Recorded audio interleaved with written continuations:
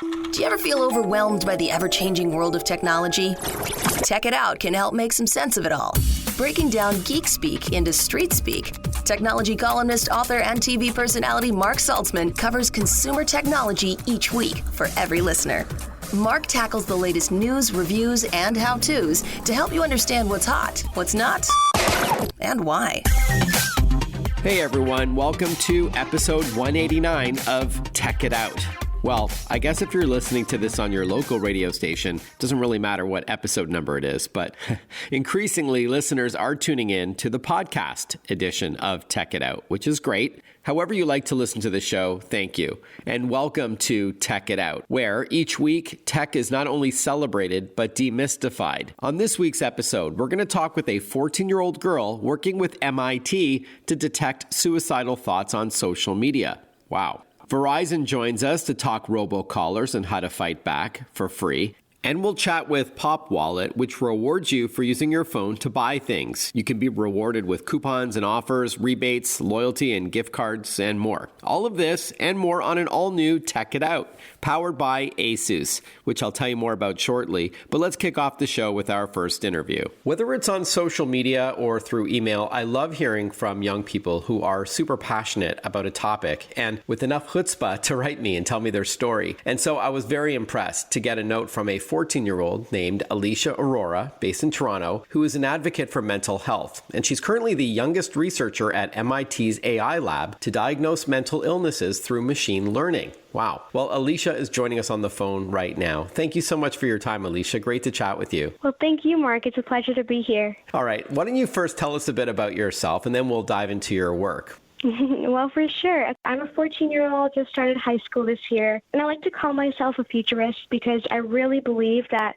and I'm really passionate about making the reality that we all expect the future is going to be the reality right now. When I was in grade 8, I led my robotics team, and it was all boys, and I was a girl captain, and a guy came up to me from my team, and he was like, Alicia, why are you even programming or coding when all you're ever going to be is a housewife? And from that day onwards, I was like, I wanted to challenge that. And I made it my mission. I made it my goal to be like, no. I think that technology, it can be looked at as something so bad and something that's ruining our future. But I think that there's also an opportunity there, the opportunity to leverage technology to solve some of the world's biggest problems. And, you know, I've been doing that through my interest and curiosity with artificial intelligence. I got into it a couple years ago, and it really fascinated me, not just with the technology and not just how we're using it in companies now, but how we can use it to specifically solve issues like mental health, which is one thing I'm really passionate about. I've been doing that with my work through founding a nonprofit called the Hope Sisters, and it really taught me the power small actions have to make a huge impact. That also made me realize that if small actions have such a huge impact, then bigger actions can really change the world. I love that. So with that in mind, Alicia, how did you end up researching at MIT's AI lab? And what is that exactly? So as many of you guys may know, Massachusetts Institute of Technology is really one of the biggest institutes moving the dial for AI research. It really is not just the future, but it's something we're using today. And how I got involved into MIT's AI lab was really, I think the power of networking is just so amazing, but really through reaching out and being like, you know, I'm ambitious, I'm curious, I want to make a change, and seeing how I could be there and I could fit in to try to make an impact in any way I can, specifically with mental health, because that is not an area that's too talked about, because mental health specifically is, you know, social media causes mental health issues, which is why technology is so bad with mental health, but that's really not the case. So I think really introducing that to MIT's AI lab is really moved them to having me lead their cause with MIT and mental health. And why did you want to focus on mental health? I understand you had a personal reason. So I was actually I just started high school this year, and as everyone can imagine, COVID has been a crazy time for many people, but specifically there was a student in my school who committed suicide 13 minutes after he tweeted about feeling lonely. And when I saw that, I didn't even hear about it from my school. I heard it on the news. And I saw that, and I was like, I knew that person. And if someone were to see that tweet maybe 13 minutes before he suicided, when he tweeted that tweet, maybe he could have still been alive. Because I really believe that suicide is a permanent solution to a temporary problem. And it's not something that people should go to. That really drove me to ask the question, why? Why is it like that? So I reached out to people who were working in the space of social media companies and wanted to understand why this was a reality and why there was not being any action taken towards it. And it was so disheartening and just not encouraging at all to hear that when companies had to say, we care more about the company's reputation and the profit that we make. But mental health is so important, especially times of COVID. It's so prevalent. Mental illnesses happen to people who are my friends, my family. Even sometimes I'm struggling with mental health. It's so common. And I think there's so many times where friends or people they don't really know how to support someone with mental illness. They don't even know what to do. But I truly believe that technology is something that we can leverage, which is why I really want to work with mental health. We are chatting with Alicia Aurora. She is a 14-year-old Torontonian, an advocate for mental health, who is currently the youngest researcher at MIT's AI lab to help diagnose mental illnesses through machine learning. So, Alicia, with that in mind, please tell us how you're leveraging technology like artificial intelligence and machine learning to help diagnose mental health issues before it's too late. Artificial intelligence, when I was first introduced to it, I was really fascinated not just with what we could do with artificial intelligence and what's already being done, but with the opportunity of what could be done. And artificial intelligence, I really believe it is the extension of our human mind. And in AI, there's a subsection called machine learning and deep learning. And that's really just the simple term of making machines learn. Like really just how our brain learns and how we're learning, it's really just doing that with machines. And it really fascinated me specifically with mental health because mental health and AI is a topic that is so unheard of. And specifically with suicide and detecting suicidal ideation, what I did was I built a model. I built a model that detected suicidal ideation in text. And how I did that was that I got over 3 million tweets. I just did a web search of 3 million tweets and trained my model to detect sentiment in those tweets. And how it would do that is through using the deep learning and different techniques AI has within it, it would detect the sentiment and it would predict an outcome of either on a number scale of how suicidal a tweet would be. And I got my model up to an 88 to 92% accuracy. And, I'm currently working on building it to be even more accurate so I could actually accurately predict high-risk people. So you're looking for keywords? Things like, kill or suicide or depressed. And you talked about sentiment detection as well. Mm-hmm. Well, as you said, Mark, I think that just finding those words, it's not enough. And that's why artificial intelligence, it's incredible. It fascinates me because it's more than just looking at those words. It's more than just looking at someone writing lonely. But there's so many different techniques in AI. I could be naming them for hours that really predict and really make predictions as to if a word is lonely, what could be other possible words that would make someone feel suicidal that's correlated with lonely. It can also do things where it detects feelings, detects the sentiment. So really how the person was writing that, detecting based on, different algorithms. And there's so many different complex things that go into this, but really detecting more than just a simple word, like detecting the actual emotional level, detecting sentiment, detecting similar words in order to create an accurate prediction. So we don't really, want to mistest someone and tell someone that this tweet is suicidal when it's really not. Yeah, false positive. And with really our model, what it does is it really looks into, right now it's an 88 to 92% accuracy. It looks into the more of emotional level and it looks into a lot of complex things to make sure that it's actually accurate. And is this something that could be rolling out soon, or is this something for the future that you're helping to work on? So right now I've actually been really fortunate because I just want to make this, a passion project and leave it on the side. So I reached out to people at Microsoft, and now I'm actually working with a team at Microsoft to actually implement my model and save lives. That it's not just for students and detecting suicidal ideation in employee conversations, also in school boards and also in healthcare systems. I think that the opportunity is huge, and it's definitely something, it's still a work in progress, but we're now going to be beta testing our model in many different institutions and places in order to ensure that we're providing what's best for people.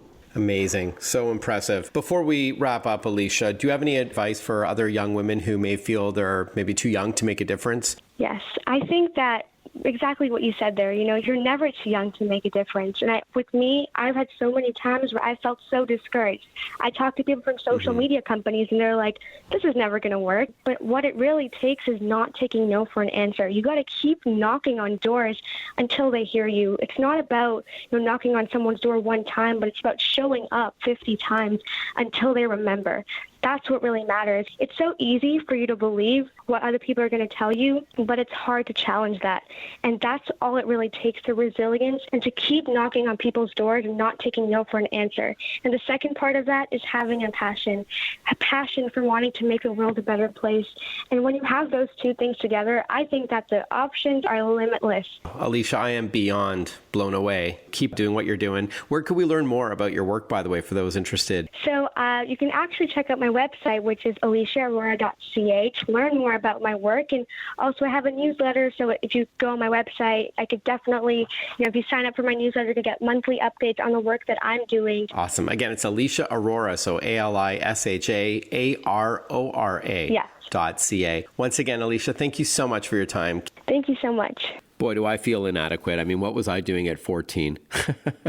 Let alone 50 years old. Anyhow, when we return on Tech It Out, we're going to catch up with Verizon to learn how they're fighting back against Robo-Callers. It's a free tool. So stick with us. You are listening to Tech It Out. I'm your host, Mark Saltzman. We'll be right back. Listen to Tech It Out whenever you want. Find the Tech It Out podcast at iTunes or wherever you get your podcasts.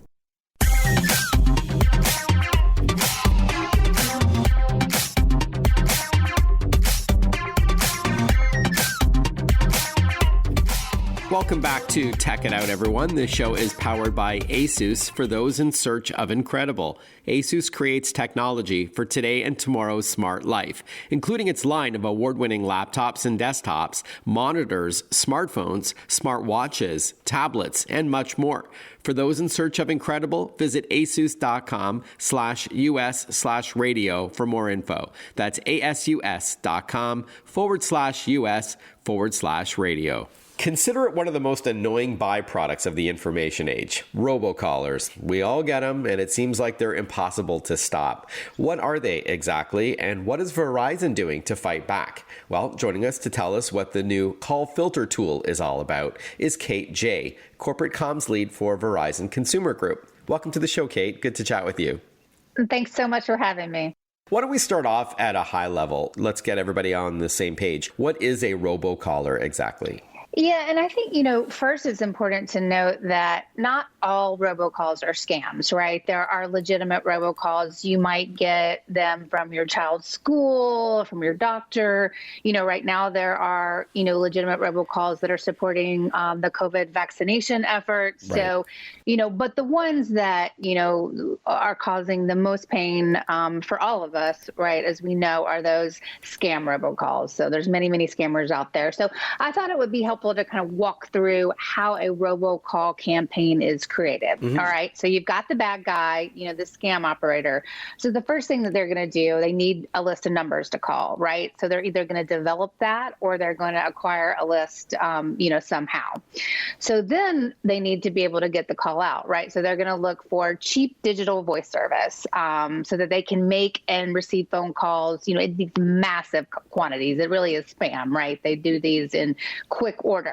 And then they'll have that compelling audio recording that we're all familiar with. It could be around, the IRS and a tax issue, or the one that's really big right now is the car warranty that's expired. We know these, right? So, they're often using spoofed numbers. So, it looks like a number that you'd be familiar with. And it's not easy to trace that, right? So if you are answering and responding to this robocall, there's going to be a call center operator on the back end, waiting to, take your money or, whatever the particular scam is. So that is at a high level, kind of what a robocall is and how it happens. Thank you for the explanation and clarification as well. So even if, 0.001% of people fall for these scams, it could still be lucrative. And this is why we keep seeing them. Has there been an uptick in robocalls during the pandemic? Yeah, it's interesting. So early on in the pandemic, those first few months when we we were in more of a lockdown, there was actually a decrease. And that's because a lot of the call centers that support those, we talked about the call center operator that's on the back end, a lot of those were closed when there were more severe, restrictions in place. Now, since those, those restrictions have eased, to varying degrees, there has been a continued increase and a significant increase. And I think, we're seeing a lot about that now. People are talking about that increase. It dipped early on, but it has increased since then, unfortunately. Coming back in full force. Yes. And before we talk about what Verizon is doing, and you also just published a really interesting milestone in how you're fighting back, but weren't things supposed to get better? If I'm not mistaken, I don't remember if it's the FCC or there was this new protocol or procedure that was approved called Stir and Shaken. Can you tell us what that is? And things were supposed to get better, if I remember. Yes, and it's the FCC. I know it's hard. There's so many of those. Some acronym, some government acronym. But no, so Stir Shaken, yes. So what is that? So basically, it's an industry-wide effort. It helps verify that a call is in fact from that number you see on the caller ID, and it's not spoofed. So it's specifically addresses spoofing. And so, yes, the FCC has required all carriers to implement the Stir Shaken technology, not related to your martini. This is a technology. So Stir Shaken technology, I say that 5 times fast. That deadline for all the carriers to implement that is this June. From a Verizon perspective, we announced a few months ago that we were actually 2 years ahead of the FCC deadline to have that technology implemented. And again, all the progress around Stir Shaken is ultimately, good news for consumers. So, and then if you think about the progress, so in addition to implementing this technology into, your own network, carriers also need to be exchanging traffic with other carriers. And so what that means is that once the carriers start sharing that traffic, that you're verifying that the call is legitimate and not spoofed on both ends, right? Whether it's a call coming Verizon to another carrier or from another carrier to Verizon. So that's just another important step in the process. So at Verizon, we started exchanging traffic about a year ago and really have ramped that up since then. So that was part of our big announcement that recently that you referenced. So we are now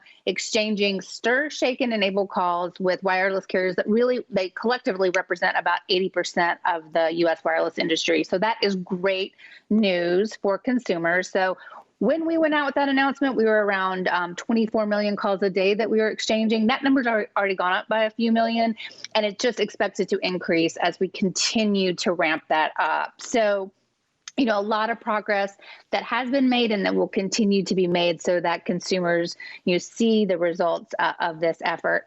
Another important thing to consider is that Stir Shaken, and I mentioned this, it addresses spoofing, but not all spam robocalls are spoofed. So, and also the scammers, we know this across all types of scams, they're always looking to game the system, right? So we have to stay vigilant as they use new tactics so that we can combat those as well. And that's, we have, teams that are dedicated to combating these. We'll continue chatting about fighting back against Robo-Callers with Verizon when we return. Stay with us. Want to follow Mark? Google him. Mark with a C and Saltzman with a Z.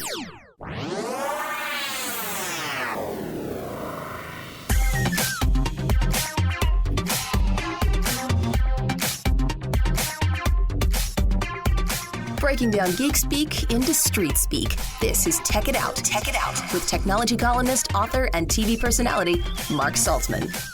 Welcome back to Tech It Out. We're chatting about robocalls, those computerized auto dialers that deliver a pre-recorded message as if from a robot, and often tied to telemarketing and scams as well. Not always, as we've been learning with Kate J from Verizon, and they do have a new and free tool called Call Filter.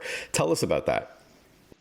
Yeah. So, call filter, this is wonderful. And I think, it's great for customers to understand the things that they can do, right? Obviously, a lot of work going on the back end, but, they want to be able to take action as well. So call filter is our tool. So the great news is that our customers on most devices can block or avoid many of these calls at no cost. Some of that, the most high risk calls, that's done automatically. So, those high-risk potential fraud calls. Now, if you want to, kind of change the settings, whether it's blocking all spam risk levels, or maybe you want to keep those calls from going to voicemail, you can do that with the free call filter app. Also, those on iOS can do it via My Verizon. So you get, you're going to get the auto block of those high risk. You can use the free app to make some tweaks and adjustments so that you're getting, what you want. And then, of course, all of that is free. If you want to take that up, a little bit more, you can get Call Filter Plus. It's $2.99 a month, and that will include features like caller name ID, spam lookup, personal block list, and spam risk meter. So there are levels depending on, kind of what experience you're having and what you're looking for, that you can kind of customize that. So again, it's all available via Call Filter. It's preloaded onto most Android devices. It's available in the Apple App Store. Very easy to find, very easy to use. I use it myself. I have it on my personal phone. It is wonderful to see, when you get those calls, potential spam. I've gotten the call warranty, calls myself. So, really nice and a good way for consumers, to take action and control some of those, pesky calls that none of us want to receive. I asked my carrier a few years ago, why can't I just whitelist people who I want to get through on my mobile phone? Like my family, my kids' schools and all that. Why can't we just do it that way and block everything else? And they said it's just not possible. Have you been asked that? And is there technically a reason why that can't be done? If you go too broad and too far, then you could miss out on a very important call. I go back to the vaccine experience right now. What if you missed a call about vaccine availability, or an important doctor's appointment or test result? Yeah. If a hospital called or the police called. Yes. Yeah, or so you have to, you got to kind of think about it. I get it. I get the frustration. I'm like, let's just block it all. But you have to think about what that really means when you start to dig into it. And then also, we talked about the spoofing piece. So it can look like the number, that it's coming from the number that, a number that So it's unfortunately, it's complicated. But what I would tell Verizon customers, and of course, all carriers have, initiatives that they're working on, is that we remain vigilant. We know that customers are frustrated. We know they deserve every protection possible. We want them to be able to trust those numbers. That when you see a number on your phone, you know who it's coming from. And our teams are working vigilantly around the clock, to address these issues. I'll say, when we started to see an increase post early pandemic, we went right into action, and the results of what we were able to do, we reduced our robocalls traffic between 250 million and 500 million per month since the end of 2020. So obviously, it's, you're still getting the calls, but if you think about, if we weren't doing those things, how many more calls that would be coming through. So there's a lot of things that we're doing. We work with the industry traceback group. We've got all kinds of efforts that we're working on, and we continue to innovate. So you'll see new things from us. But I would, let customers know, just to rest assured, we are on it. We take it very, very seriously from the top down in our company, and we're working to make it better for our customers and, for consumers across the board. All right, Kate. So as we wrap up, to be clear, you do need to be a Verizon customer to use the call filter tool. But can you walk us through how to get going? I think you also mentioned a website that could also help. Yeah, so there's several great websites that I would reference. So just for consumers in general, the FCC has a great list of consumer tips how to stop those calls and avoid phone scams. So that's across, any carrier. So you can go to their site and find that. We have on our website some great resources. One is, a site fully dedicated to call filters. You can Google Verizon call filter. You'll be able to find that. It walks through all of the features, how to get it. A really great resource there. So I'd encourage our customers to check that out if they haven't already. And then we also have just a site dedicated to robocalls. It's not just call filter, it's scams. It gives more information. So I encourage all of that. Read up and, again, take the action you can and know we're working behind the scenes. All right, Kate, thanks so much for your time. Kate J. from Verizon Consumer Group. Great chatting with you. Thanks again. Same to you, and thanks for having me. Hey, do you get a lot of robocalls? Have you ever fallen victim to one of those fraudulent scams that are going around via a robocaller? Let me know on social media. I'm on Twitter, Instagram, LinkedIn, Facebook, and YouTube. Even if you just want to come and say hi, it would be great to hear from you. I also answer tech questions online and get some fodder for the mailbag segment, which I often do on this program. Or if you've got some suggestions for upcoming guests or topics you'd like me to tackle on Tech It Out, or feedback you want to give. As you can tell, I'm pretty much open to anything. It would be great to say hi on social media. Let me know where you're from. Tell me what city or town you're in and where you're listening to Tech It Out, whether it's on your local radio station or in podcast form. I always love hearing from listeners. So on social media, my name again is Mark Saltzman. It's Mark with a C, SaltzMan.com. So again, Mark with a C, Saltzman with a Z, and you can find me on all those social platforms. If you prefer to share your situation with me privately, or if you have a question or comment, you can always email me at tech@marksaltzman.com. That's TECH@MARCSALTZMAN.com. When we return on Tech It Out, we are going to catch up with a company called Popwallet, which rewards you by partnering with retailers and other partners to reward you for using your phone to buy things. You can attach coupons and offers to your phone and rebates, your loyalty and gift card info, and more. But I'll let our guest from Popwallet explain, do a much better job than I can. We'll talk with the founder and CEO, Elias Guerra, when we return, based in New York, so stick with us. We'll be right back, so don't touch that dial. You're listening to Tech It Out on the Radio America Network. I'm your host, Mark Saltzman. Talk to you in a moment. Breaking down geek speak into street speak. Tech It Out, hosted by Mark Saltzman.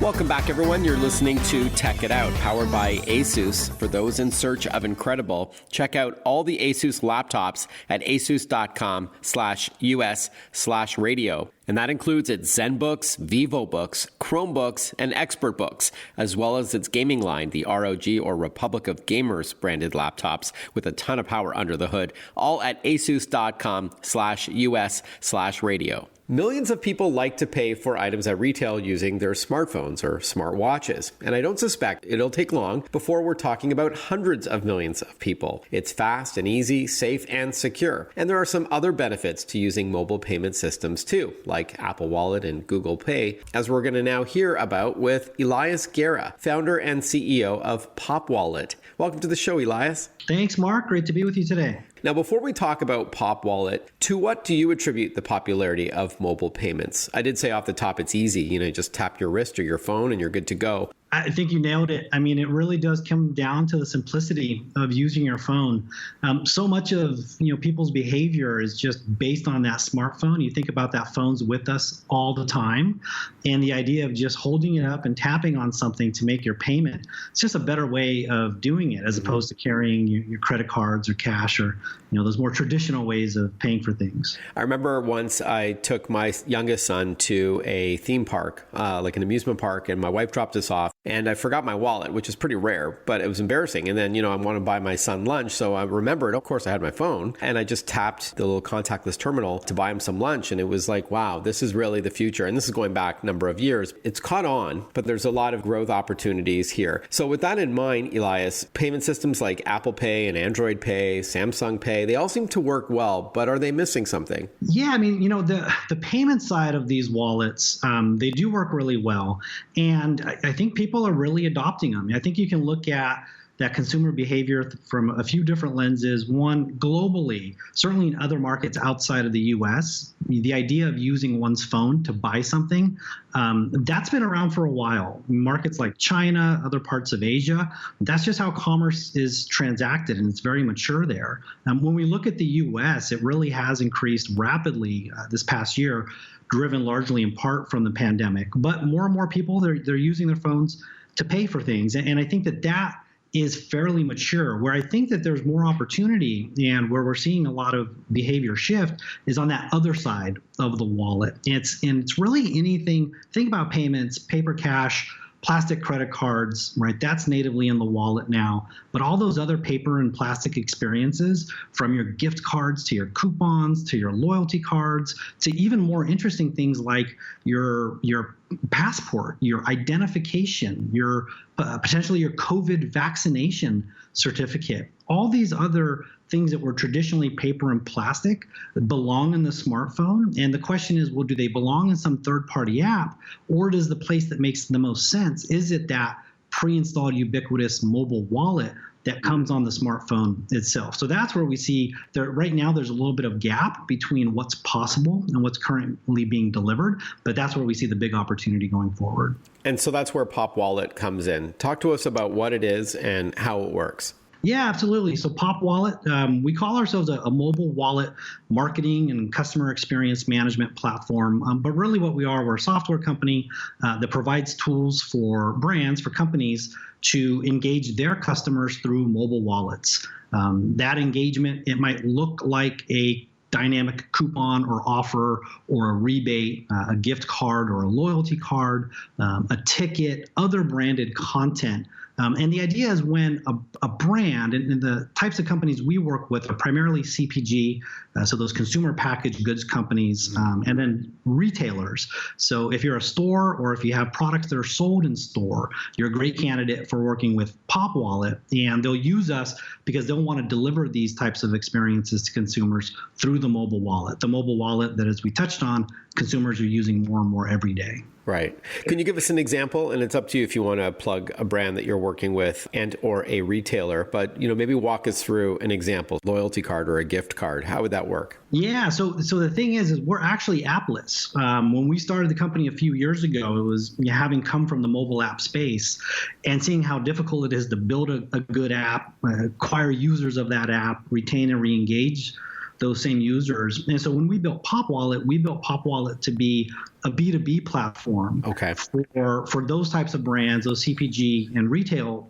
brands that don't want to or don't have to engage people through apps. And so the app that we enable our customers to work through are those mobile wallets, the Apple Wallet, the Google Pay, those mobile wallets that come pre-installed. So as a consumer, you're not going to see Popwallet anywhere out there in the market. Got it. But what you might see is a gift card for Snickers or a coupon for Hot Pocket. Maybe you'll sign up for David's Bridal's loyalty program. So those brands and retailers leveraging mobile wallets to engage their customers, that's how you as a consumer would encounter what we provide. So if somebody's listening and they're like, oh, I love this idea, and I use my iPhone, for example, to tap those touchless terminals to buy something, how would we know about Popwallet? Is it a digital coupon that we would see from sent to us over email or a text message from a retailer? Yeah, and that's exactly right. And it'll be branded as that retailer or as that consumer product good. And so an example of how you might encounter what Popwallet enables in market is maybe you're in Snapchat and you're going from story to story, and then all of a sudden you see an advertisement.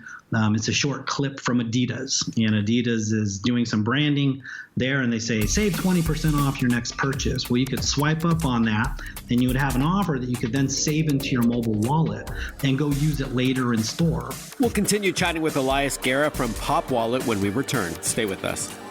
Follow Mark Saltzman on Facebook, on Twitter, on Instagram. Listen to Tech It Out whenever you want.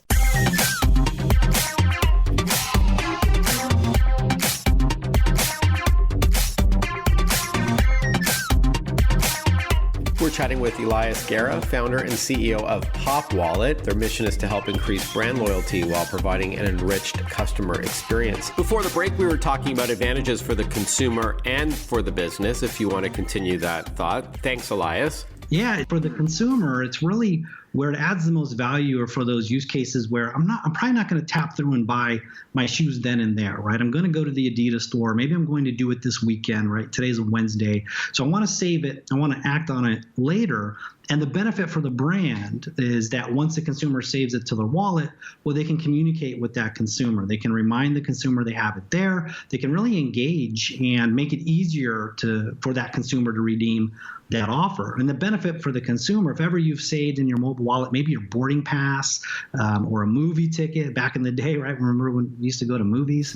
But somehow it knows you're at the airport. It knows you're near the movie theater, or it's just about showtime, and it'll pop up on your lock screen. And the idea is to make it easier for consumers to really use that and engage with the brand. You mentioned the phrase dynamic coupons a little bit earlier in our chat. What is that exactly? Yeah, it's a living and breathing coupon. And think about, how coupons traditionally were delivered in the past, often a piece of paper. Maybe you got it out of your Sunday paper. That's static. It's transactional. It's a one-time use. And that can be expensive for a brand and, expensive for the environment, frankly. You think about those trees that are cut down to deliver that. What a dynamic coupon is take that same experience, but save it in your phone. And now as a consumer, I can go and I can use it. I can redeem it in a store, but then it stays in there. It stays in my wallet. And so what the brand can do is then what's that next message, that next coupon, the next coupon value that they want to deliver to you, the consumer, instead of sending that paper coupon to you through direct mail or in the Sunday paper again. They can directly update your coupon in your wallet and deliver you that new coupon. And they can message you, remind you if it's about to expire. So it's dynamic in the fact that it lives and breathes for that consumer.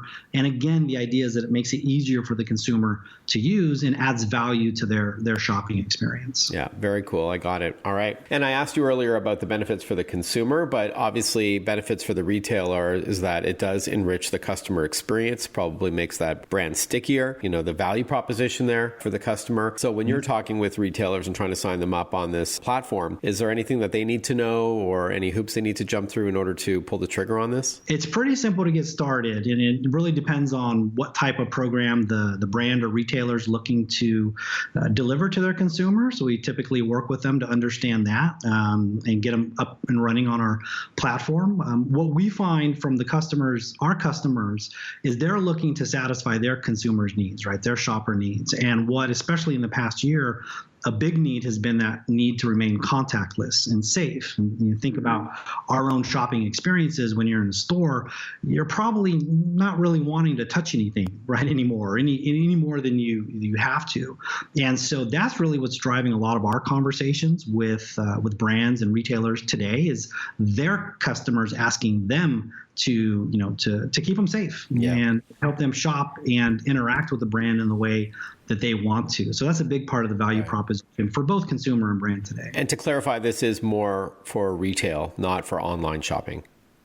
Well, you can use it online too, but the best application really is for in-store. So for physical retail, if you're a store, or if you sell products, if you're a consumer product good and you sell products in store, that's really where the mobile wallet can add the most value. It's bridging that mobile usage, that engagement with some real world behavior. And just as we wrap up, Elias, it does work with the two biggest digital wallets. I'm assuming Apple Pay and Google Pay? That's right. Yeah. Apple Pay and Apple Wallet on iOS devices, of which there are about 1 billion across the globe, and then on Android devices through Google Pay are the platforms that we support today, and which there are another couple billion devices with Android. Just a couple of billion. And best website is popwallet.com. It's just popwallet.com. That's the easiest way to find us. Okay, popwallet.com. We've been chatting with Elias Guerra, founder and CEO of the company. Pleasure chatting with you. I hope you have a great spring, and congratulations on the success of Popwallet. Thank you so much, Mark. Great speaking with you too. Speaking of using your mobile phone, last week on the program, I talked to you about the new SanDisk iXpand Luxe, L-U-X-E. If you're an iPhone user, you know how difficult it can be to get photos and videos off of the iPhone in order to free up space for more downloads and other photos and videos. So this $99 thumb drive snaps into the lightning port of your iPhone, launches its app, and then lets you select those photos and videos to back up, and if you want, delete off your iPhone in full resolution, by the way. Then on the other end of that little thumb drive is a USB-C port, so you can plug it into a PC or a Mac or even an Android device and copy over those memories for safekeeping. How cool is that? Again, that's the SanDisk iXpand Luxe.